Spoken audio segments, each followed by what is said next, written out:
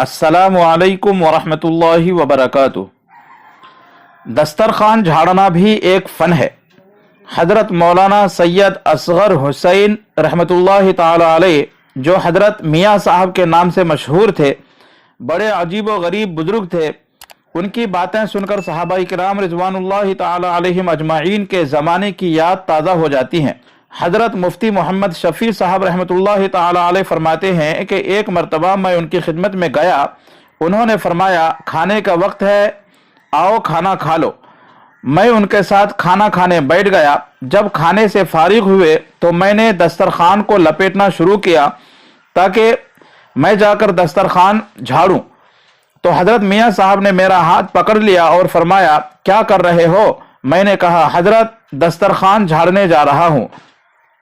حضرت میاں صاحب نے پوچھا دسترخوان جھاڑنا آتا ہے؟ میں نے کہا حضرت دسترخوان جھاڑنا کون سا فن یا علم ہے جس کے لیے باقاعدہ تعلیم کی ضرورت ہو؟ باہر جا کر جھاڑ دوں گا۔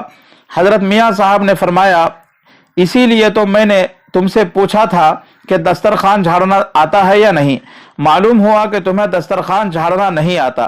میں نے کہا پھر آپ سکھا دیں۔ فرمایا ہاں، دسترخوان جھاڑنا بھی ایک فن ہے۔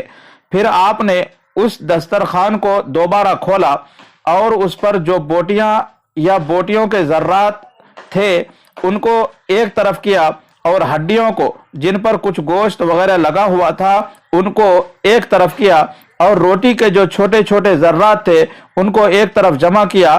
پھر مجھ سے فرمایا دیکھو یہ 4 چیزیں ہیں، اور میرے یہاں ان چاروں کی علیحدہ علیحدہ جگہ مقرر ہے۔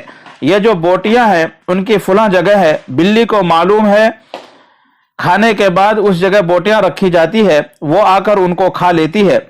اور ان ہڈیوں کے لیے فلاں جگہ مقرر ہے، محلے کے کتوں کو وہ جگہ معلوم ہے، وہ آ کر ان کو کھا لیتے ہیں۔ اور جو روٹیوں کے ٹکڑے ہیں ان کو میں اس دیوار پر رکھتا ہوں، یہاں پرندے چیل کوے آتے ہیں اور ان کو اٹھا کر کھا لیتے ہیں۔ اور یہ جو روٹی کے چھوٹے چھوٹے ذرات ہیں جو میرے گھر کے چیونٹیوں کا بل ہے، ان کو اس بل میں رکھ دیتا ہوں، وہ چیونٹیاں اس کو کھا لیتی ہیں۔ پھر فرمایا یہ سب اللہ جل شانہ کا رزق ہے، اس کا کوئی حصہ ضائع نہیں جانا چاہیے۔ حضرت مفتی محمد شفیع صاحب فرماتے تھے کہ اس دن ہمیں معلوم ہوا کہ دسترخوان جھاڑنا بھی ایک فن ہے اور اس کو بھی سیکھنے کی ضرورت ہے۔